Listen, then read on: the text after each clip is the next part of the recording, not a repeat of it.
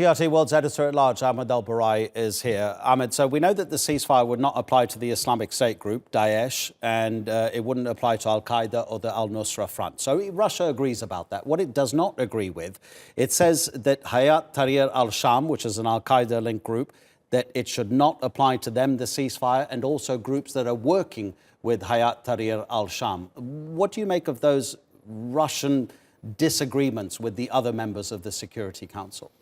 It's not the first time that Russia supports Assad and uses veto Adnan to defend its ally in Syria. And it's very clear, it's tragically clear that nobody is willing to stop the ongoing carnage on civilians in eastern Ghouta, particularly Russia and Iran, the main backers of Assad, with all the excuses they use, the pretext, because we know that in eastern Ghouta there is no Hayat Tahrir al-Sham. It's only Faylaq al-Rahman and Jaish al-Islam, and they're not in good term with Hayat Tahrir al-Sham, which is basically in Idlib. You have a very minor group there, but Russia is using this as a pretext to still protect and legitimize what Assad is doing in eastern Ghouta, which by any means is a war crime, and nobody is trying to stop it.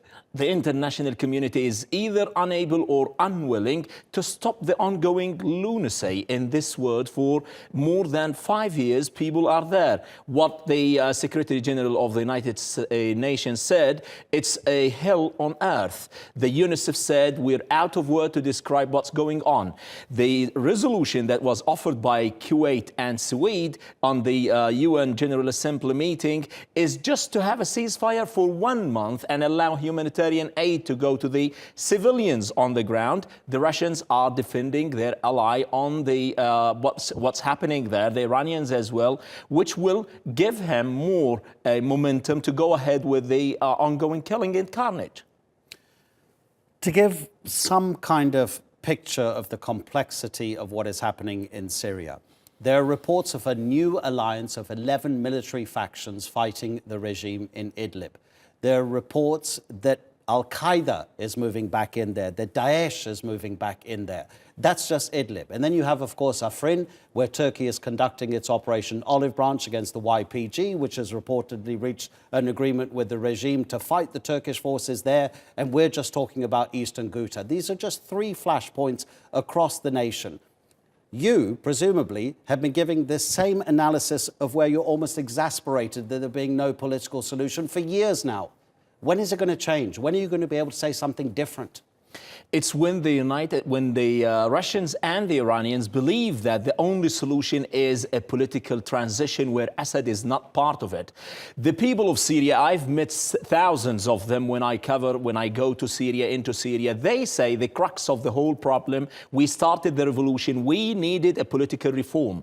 We don't need Assad to stay in power, he and his family, his father before him, for 40 years. We need a political transition.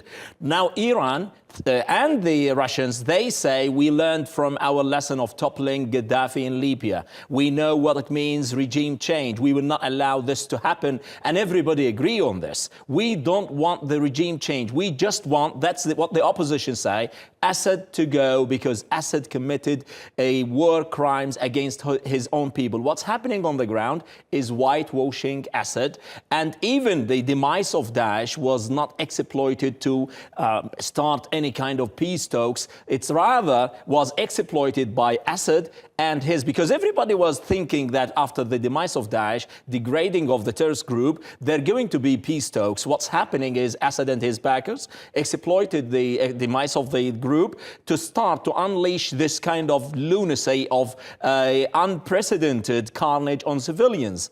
So I will say that there is a solution if Assad is not part of any political transition. This man, his Suhail al-Hassan, the general who is perpetrating these crimes in eastern Ghouta, are still proud on social media saying that we're going to punish them. This is on record, and the world is watching, the international court is watching, but nobody is willing to do anything on the ground.